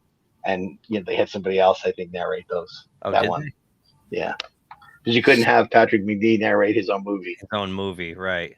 Yeah, I'm trying to think. Was it the guy from TNT, Turner Classics? Yeah, I don't remember. I have to look. I'm curious. When we get to and I have to watch it again, I'll watch it.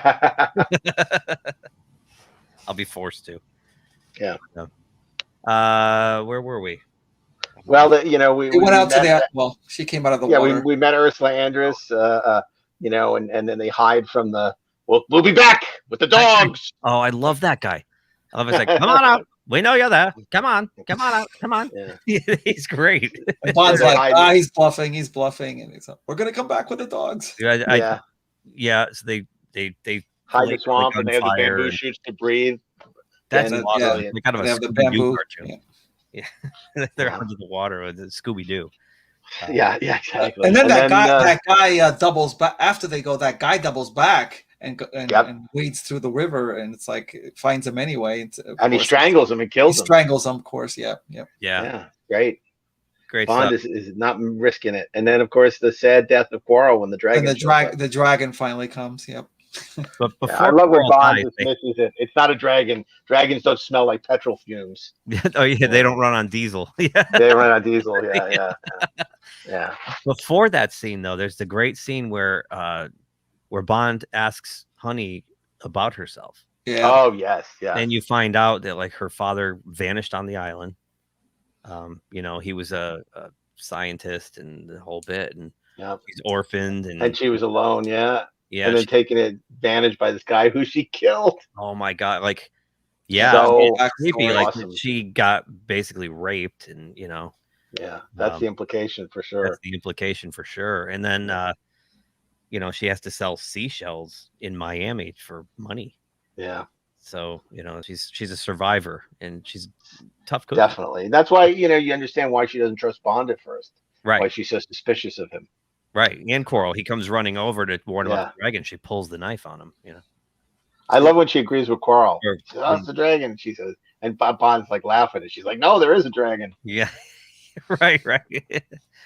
So yeah, so the dragon starts up and comes over, and I find it weird though that they had such a tough time shooting out 2 lights. Yeah, I know. Unless it was protected some. I don't know if they were protected Maybe. somehow. I don't know. It was nighttime. It was It was tough. night. Well, it was Yeah. day for night. Yeah, right. It was day for night. Exactly. Day It's for a night. lot to light up back then. That's a, you know, you got to bring in a lot of lights to light Yeah, night, especially since they were actually, you know, by the. I mean, every time I've shot like night by the water, it's a bitch. Oh yeah. You know? At least now with these new digital cameras, the sensors are amazing. Exactly. They can pick up a lot more in darkness. Yep. But back then, yeah, it's like On film. Oh. Yeah. You had to expose a lot of light. There wasn't a lot of light to expose. Yeah, you have to rent the sun and Yeah. I mean, I hate day for night, but I understand why. I get it. Yeah. So they capture him, and then I you know, it's funny. I've watched this a billion times too, but tonight it really hit me. It's like those hazmat suits look like hefty bags. Yeah, Like they're they're not great. No, they're but not. That whole scene, though, I mean, again, with the budget's like when they bring him in and they start decontaminating them. That's a great scene too. It's like really cool. I'm like, wow, this whole operation they got going on here. It's like, you know, you can't believe how high tech it is. And, you know, and just the way they're going about it and, you know, checking them for radiation, and they find he has under his fingernails. It's so cool. I love how they're with the Geiger counters, and they're calling off the readings. Like, he's 98, he's 77, and, you know, they're going on the conveyor belt. Now, 40, 35. Yeah. And they got the brushes, and they're scrubbing them like how they wash elephants at the zoo, you know? Mm-hmm. Yeah. Totally. Yeah, that's a great scene, too. And then, of course, they put them in the Dr. Evil costumes. They put him in the all that stuff is so wonderful, where they're treating them with complete, you know, deference and like, oh, we didn't know you'd be here so soon. We don't have your sizes. And it's just like, what is going on? Are we prisoners? What is going on? They got these great rooms. They put him in like beautiful a 5-star hotel. Yeah. And then, we come to find out that they spiked the coffee to knock them out for a while till they could get their bearings because they weren't prepared for it. Yeah. And you see the first sign of Dr. No with the hand, you know, missing hand, the metal claws. Pretty cool. Okay. How creepy is that where he comes in the room and just stands there looking at James Bond? And then and picks up the blanket and moves it. Yeah, it's pretty creepy. That's really good. But even then, you know, when you finally meet him, that whole thing about, you know, minnows that look like whales, much like your island, you know, and it's like it was just a phenomenal set. You know, we talked about the conversation is so sensational between them and sophisticated and arch, and you know, it's just great. And then of course he tries to get the butter knife, and they take away Ursula Andress, so and things start to take a turn for the worse. This whole dinner scene is so epic to me. Like, it's the best scene in the whole movie. Yep, and absolutely. It starts again with Ken Adams' set design. You come in there, the evil lair, and I love how the way the fish were magnified, and I guess it was something to do with the way they were projecting the fish. And who came up with the it was a happy accident. It was like it was a mistake, but then they made it work for their advantage, which was just brilliant. Was it Maybaum that wrote the line about minnows that look like whales? Or yeah, I think he was on set that day, and I think he added that on the day, to accommodate the fact that, you know, that whatever it was, the way it was projected, or the glass, or I don't remember the exact story, but it's crazy. Yeah, and it's such a good thing. You know, I had to use like 10 millimeters of convex glass that causes this. The whole explanation is totally feasible to me. Totally. I didn't know until I read your book that was an accident. Yeah. It made sense. I mean, it did, and it gives another great line in the movie. You know, minnows pretending to be whales. Yeah, Yeah, no, it's so great, and then things just really start to pick up at that point. I mean, she's gonna be tortured, and I'm sure you read that. It's another great story in the book, of course. She was gonna be, put with these crabs, which they shot and was a disaster because they all showed up dead. But it's much better when they just chain her there and the water comes pouring in. Up, right? Yeah, I like that scene when he has to Which I wondered if the water was like from the cooling, so it maybe radioactive water. Even. Yeah, it could be. I mean, it probably is, right? Yeah. and then it's just again, super low budget, but they go into this incredible control room where there's this great fight, and what a great payoff for the fact that he doesn't have hands, that he can't hold on to the right. He can't hold on, and he goes into the nuclear waste. It's like false. It's like a MacGuffin foreshadowing in a way, because he crushes the brass statue to show how powerful his grip is, right? Yeah, and then he can't hold on. Then he can't hold on. Yeah. It's kind of. It's also a great introduction, when they're talking about Spectre. Spectre. And he tells the meaning of them. Yep. Yeah. That 30 seconds is better than all of the movie Spectre. I agree. That in the part where Bond says back to him, it's like, "Oh, I'd like to work in the prisoner department," or what it was. Oh no, revenge. Revenge. That's what it's the revenge. Yeah, revenge. But of course, that would start with killing the man who killed Agent Strangways. It's like, it was counterintelligence, extortion, special executive for counterintelligence, terror, extortion, revenge, and extortion, right? Yeah, something. I can't remember it either. Hey, wait, I got to do this now. This is bothering me. Special executive, SPE. Okay, C, counterintelligence. T, terrorism. RE, and then revenge and extortion. There we go. Yep. Done.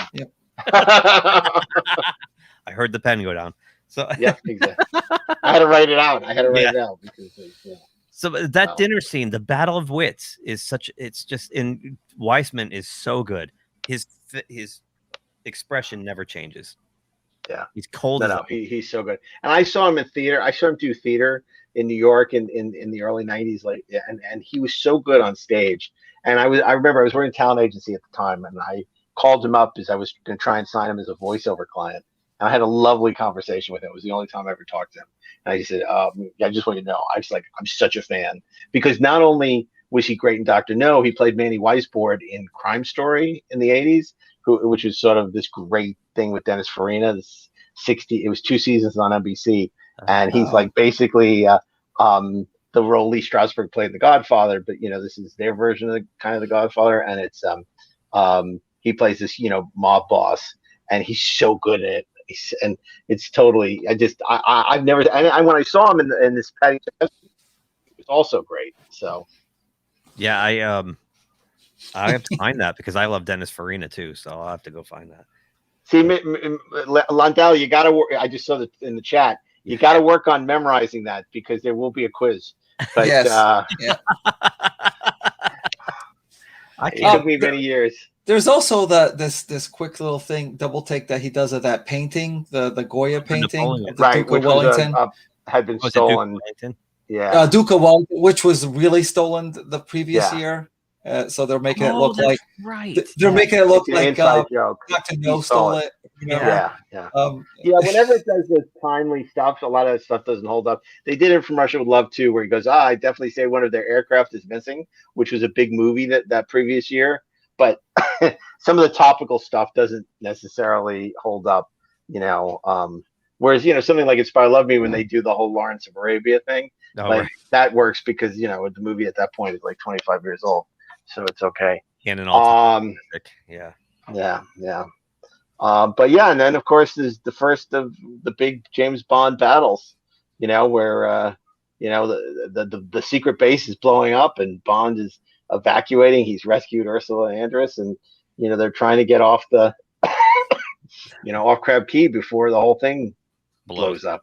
Yeah, which would happen many, many more times. And I always miss that when it doesn't happen in a Bond movie, where you don't have hundreds of people running around trying to get away or shooting each other. And comes down. It's never been done better than You Only Live Twice. Not the best Bond movie, but definitely the best Bond ending. Wow, that scene is awesome. Yeah. Yeah, and then you have them stranded on the raft out there at sea, and again, an ending which they would repeat and repeat and repeat, but in a great way. You came to expect it. That was always the denouement of any Bond movie, and they're rescued, but they don't want to be rescued because Right. Exactly. Yeah. Let's go the route. Thanks, So, Felix. it was Come back in a super few cool. hours. Yeah. Yeah, yeah. Well, listen, guys, I have to apologize. I mentioned at the beginning that I got my COVID shot. Yep. Oh yeah, I'm yeah, really, yeah. I'm really having a rough time. So, Yep. It was great though. At least I want to thank you because I really appreciate you guys having me on the show. This is a ton of fun, and I'm interested in hearing what you do with the next 24. As you count down the No Time to Die. Yes. And so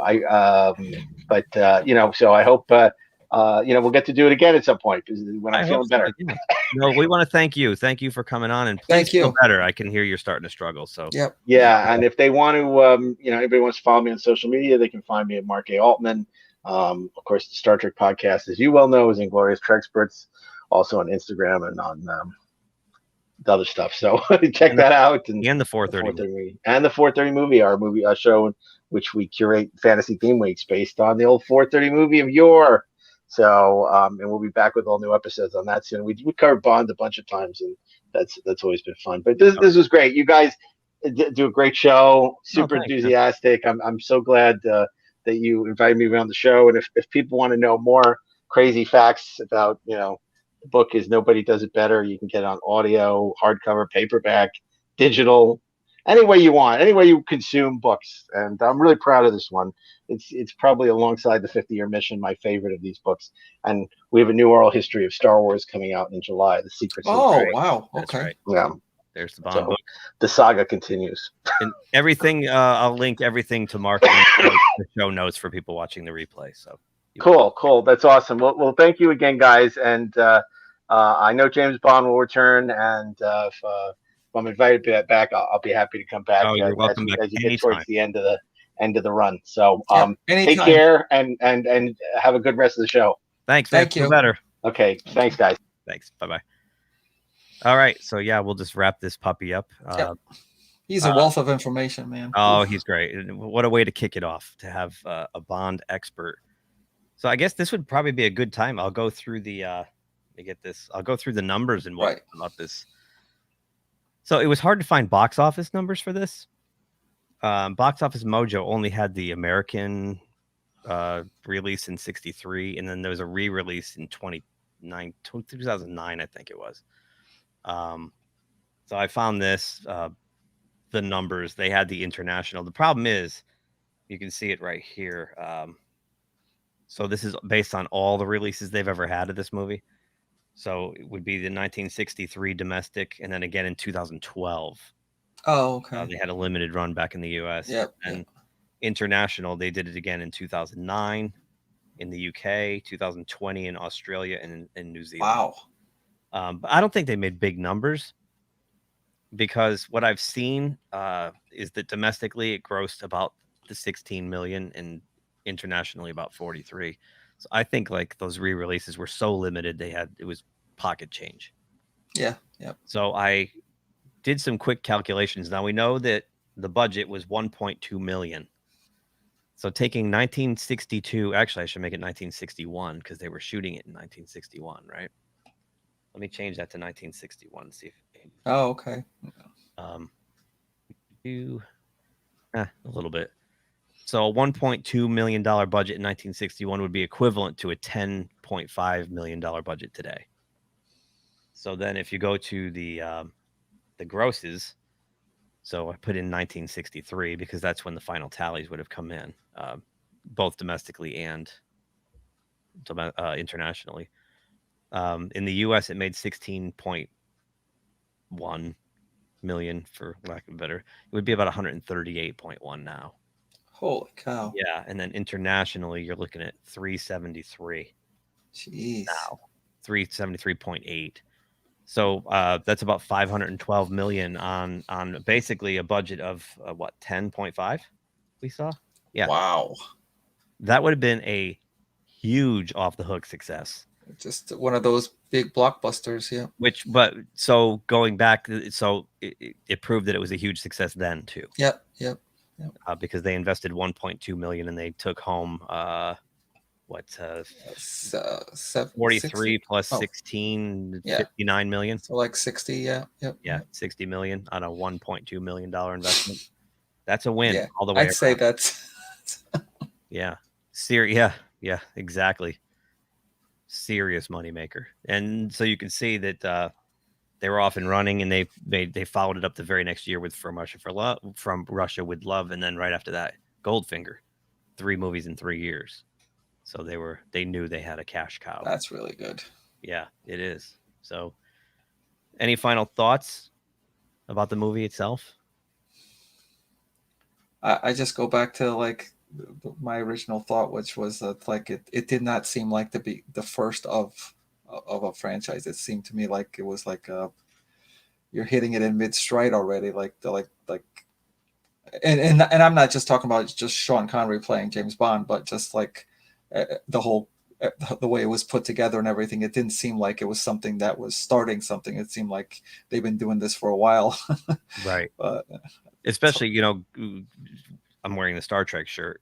The Star Trek, The Next Generation, the Deep Space Nine, the Voyager, all 3 of those, even Enterprise, had clunky first. Yep.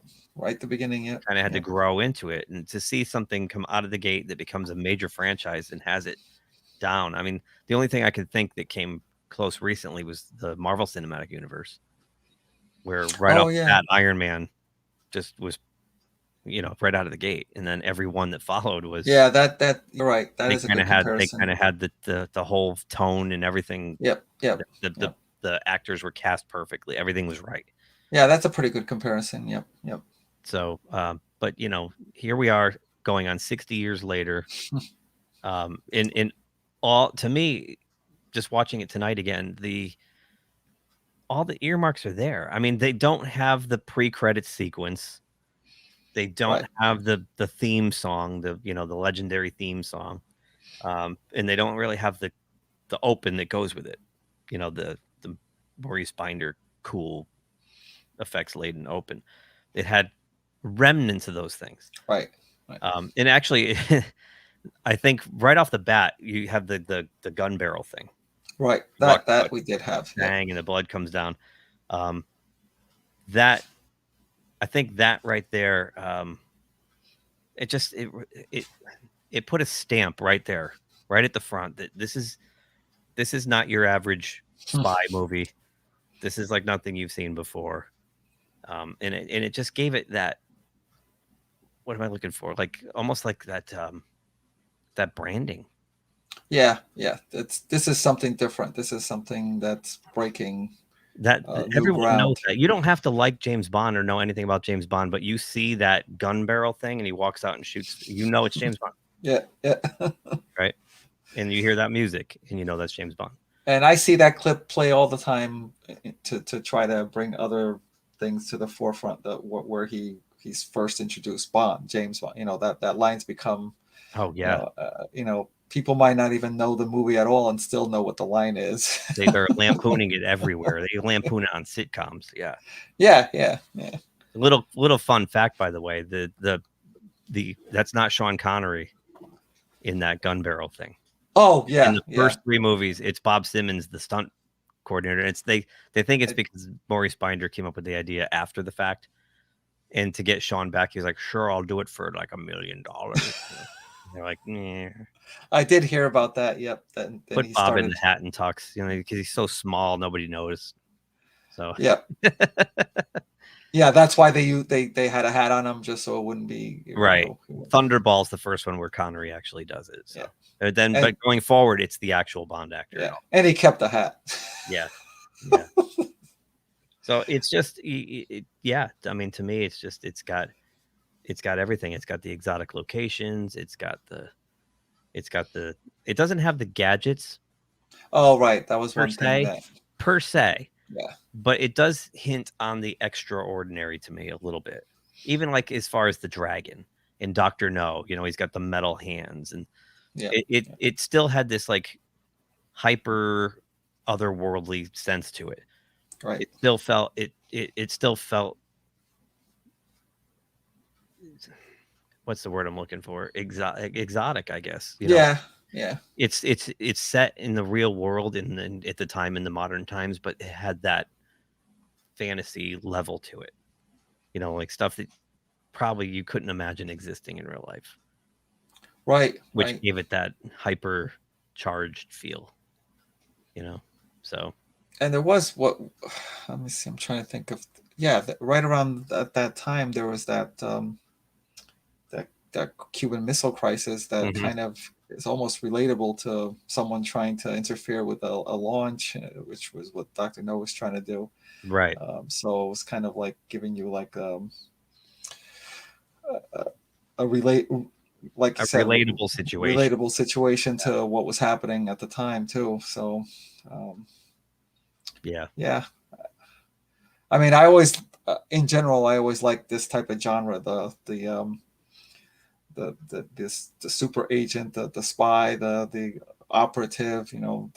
But to then have this, you know, this have him presented this way, which is like so good with all the things we've covered tonight. Yeah, it just makes it that much better. Yeah. And Mark, for a guy not feeling well, his enthusiasm. Oh my gosh, I forgot that what he said. Like, yeah. until just now when he said he had to go, I was like, oh really? I would have never known that you were having a hard time. Yeah. It's like it's just everything just came out. He wasn't even hesitating at all or anything. So no, and that's why I reached out to him, because I've heard him gush about Bond that way. So I was like, you know, if we're going to do a Bond thing, that was good. Why not reach out to Mark and see if he wants to do it? And you know, thank you again, Mark, for coming on. And if you don't have it, this is an amazing collection. This is the full story, man. It's great. It's an encyclopedia of Bond knowledge. So, and oh no, I just knocked Batman over. Sorry, Mr. Affleck. So I'll link again. I'll put all that in the show notes and everything else. So I guess that's it. We will be moving on now to movie number 2 from Russia. I love that one too. It's like to have that one be the next one. Holy cow! It's like you're not taking any steps back. No. So keep an eye out for that. I'll go through the housekeeping now. So you can follow us on the socials at GeekTimeNet. That's the Twitter, Insta, and Facebook. We have a website called geektimenetwork.com. You can email us at geektimenet@gmail.com. Please subscribe, which I've been scrolling on the bottom the whole time. I know. So it's been in your face. So I guess with that, we will see you for From Russia with Love.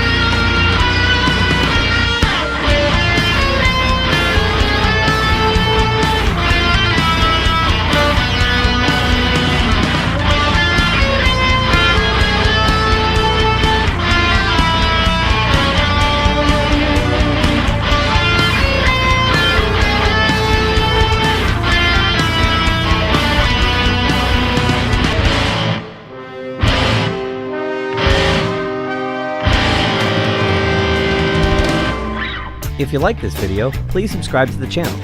If you subscribe, make sure you click the little bell icon to be notified anytime someone from our show drops new content here. Thanks for watching, and we'll talk to you soon. Say, kids, what time is it?